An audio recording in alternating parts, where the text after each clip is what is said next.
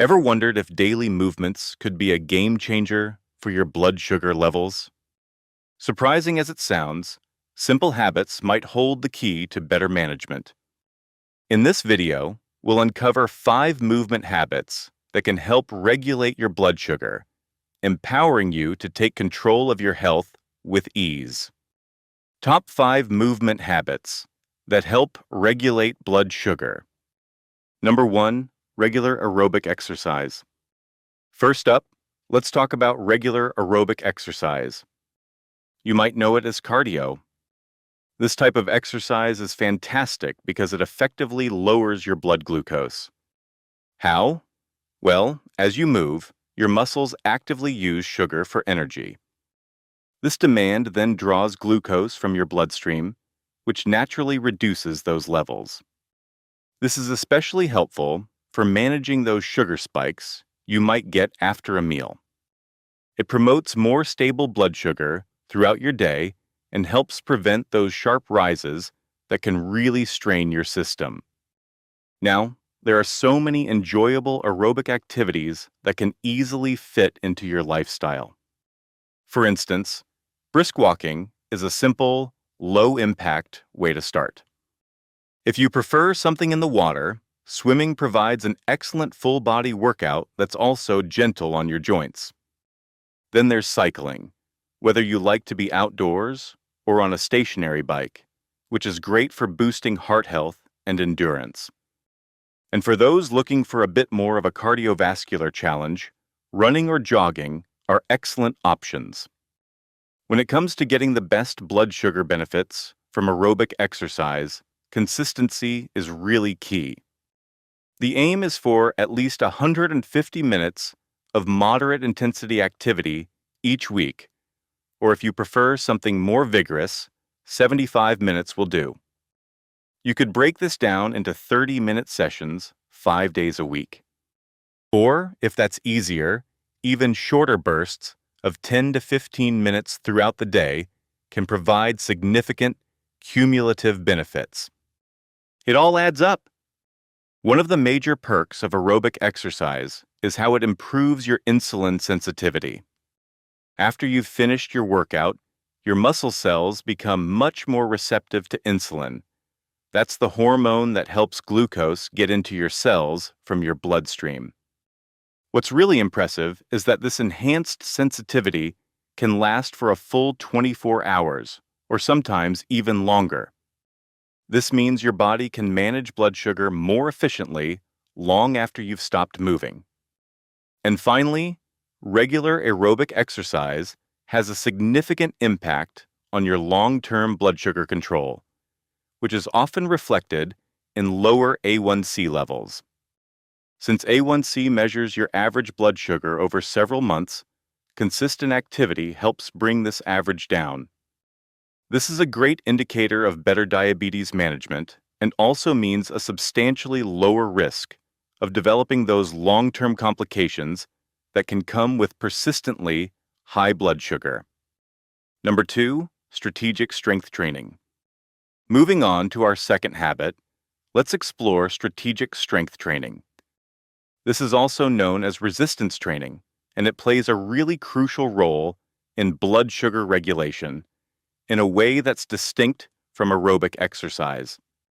You see, when you engage in strength exercises, your muscles are working to overcome resistance. This action can stimulate glucose uptake by the muscle cells, which helps to lower your blood sugar levels, not just while you're working out, but also in the hours that follow. The science behind how muscle mass and glucose uptake are connected is quite compelling. Our muscles are major sites for glucose disposal in the body. So, if you have more muscle mass, it means you have a larger reservoir for storing glucose, primarily as glycogen. Therefore, building and maintaining muscle through strength training actually enhances your body's capacity to clear glucose from the bloodstream, leading to improved overall glycemic control. It's pretty amazing stuff. So, how often should you do it? Well, for effective blood sugar management, it's generally recommended to incorporate strength training sessions about 2 to 3 times per week. These sessions should aim to target all your major muscle groups. Think legs, hips, back, abdomen, chest, shoulders, and arms. And don't forget to allow at least 1 day of rest between your strength workouts. This rest is essential for muscle recovery and growth, which is key for making progress. There are a variety of strength exercises that can be beneficial. Compound exercises like squats, lunges, deadlifts, push-ups, and rows are particularly effective because they engage multiple muscle groups at the same time, which really maximizes that glucose uptake. You can use weights, resistance bands, or even just your own body weight. The most important thing, especially when you're starting, is to focus on proper form to prevent any injuries and ensure you're getting the most out of the exercise. And here's a great tip. Combining strength training with regular aerobic exercise often yields the most comprehensive benefits for blood sugar regulation. Aerobic exercise, as we discussed, improves insulin sensitivity and cardiovascular health. Meanwhile, strength training builds muscle mass for better glucose storage and usage. When you put them together, they create a powerful synergy, helping you manage your blood sugar more effectively and significantly improve your overall metabolic health. Number 3, timing your exercise strategically. Our third habit is all about timing your exercise strategically. Did you know that when you choose to be physically active can significantly influence its impact on your blood sugar levels? In fact, some emerging research suggests that exercising in the afternoon or evening might offer unique benefits for glucose control for some people. This could be linked to our circadian rhythms, which influence metabolism and hormone secretion, possibly making our bodies more responsive to exercise's effects later in the day. Now, exercising after a meal, which is often called postprandial exercise, is a particularly effective strategy for managing blood sugar. Just a short walk or some light activity within 30 to 60 minutes of eating can help your muscles absorb the glucose from your meal. This, in turn, can blunt that typical post-meal rise in blood sugar. It's a simple habit, but it can make a noticeable difference in your daily glucose stability. For those individuals with diabetes who use insulin, planning workouts around insulin dosing is absolutely critical. This is to prevent hypoglycemia, which is low blood sugar, or hyperglycemia, high blood sugar.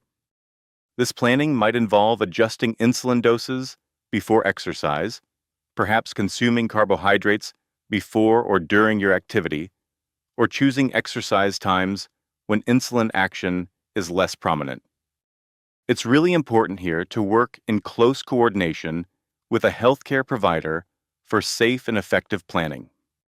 Another key aspect is monitoring your blood glucose levels before and after exercise.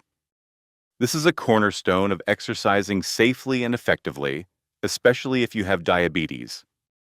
Checking your sugar levels helps you understand how your body responds to different types and durations of activity. This data then allows you to make informed decisions about your food intake, any medication adjustments, and your workout intensity, all to maintain optimal glucose control. Ultimately, though, the best time to exercise is a personal choice. It should really be based on your individual response patterns, your daily schedule, and what you prefer. By tracking your blood sugar and observing how different timings affect you, you can tailor your exercise routine to suit you best. Remember, consistency is more important than finding that one perfect time, so choose a schedule that you can stick with in the long term. Number 4, yoga and mindful movement practices. Let's move on to our fourth habit, yoga and mindful movement practices. Practices like yoga and Tai Chi offer some really unique benefits for blood sugar regulation, and this is primarily through their impact on stress. You see, chronic stress elevates cortisol, which is a hormone that can increase blood sugar levels and contribute to insulin resistance. Yoga, with its combination of physical postures, breathing exercises, and meditation, helps to reduce stress, and that in turn positively influences your glucose control. It's thought that certain yoga poses, or asanas, are particularly beneficial for stimulating the pancreas and improving digestion, which can then aid glucose regulation. For example, poses like sun salutations, known as Surya Namaskar, are great for overall circulation. Ardha Matsyendrasana, or the half spinal twist, is good for the abdominal organs, and Mandukasana, the frog pose, is also often recommended. However, it's good to remember that any consistent yoga practice can contribute to better well-being and stress reduction. Now, here's something interesting. Incorporating mindfulness techniques during any form of movement can actually enhance its benefits.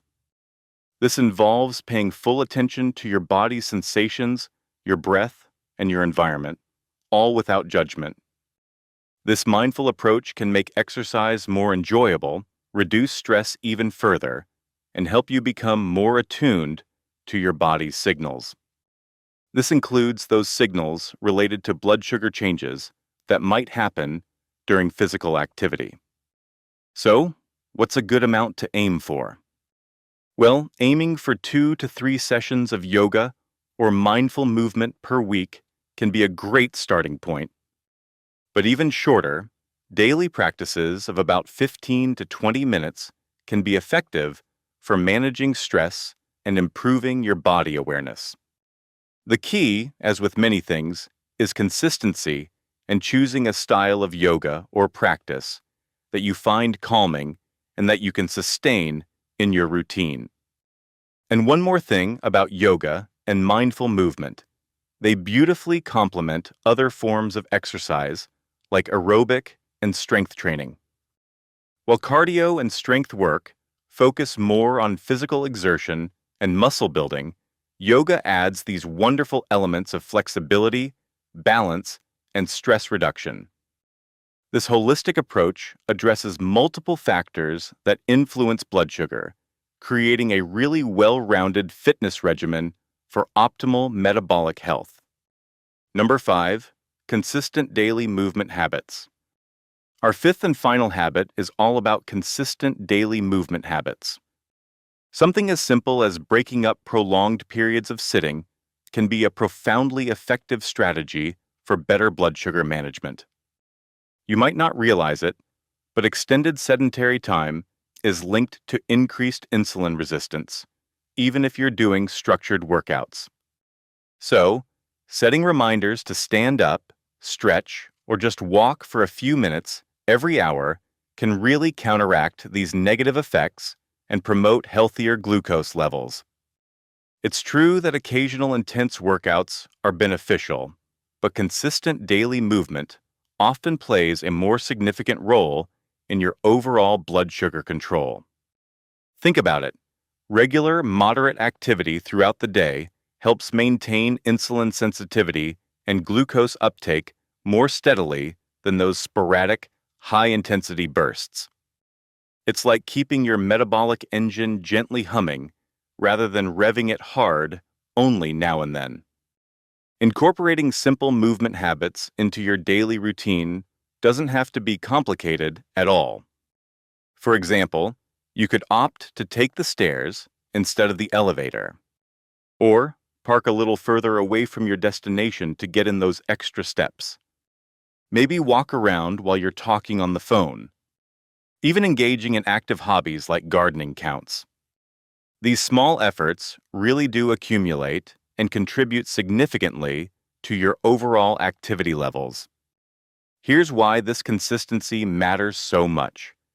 Consistent physical activity, even in small doses, continuously prompts your muscles to take up glucose. This, in turn, improves insulin sensitivity over the long term. What this means is your body becomes more efficient at using insulin to lower blood sugar, which reduces the burden on your pancreas. It's the regularity of these signals to your muscles that fosters those lasting metabolic benefits. And a little tip to help you stay on track. Tracking your daily movement and monitoring your progress can be highly motivating and informative. Using a pedometer, a fitness tracker, or even a simple journal can help you see how all those small changes add up. Plus, correlating your activity levels with your blood sugar readings can further empower you to understand what works best for your body and help you make sustainable, healthy choices. Understanding blood glucose responses to exercise.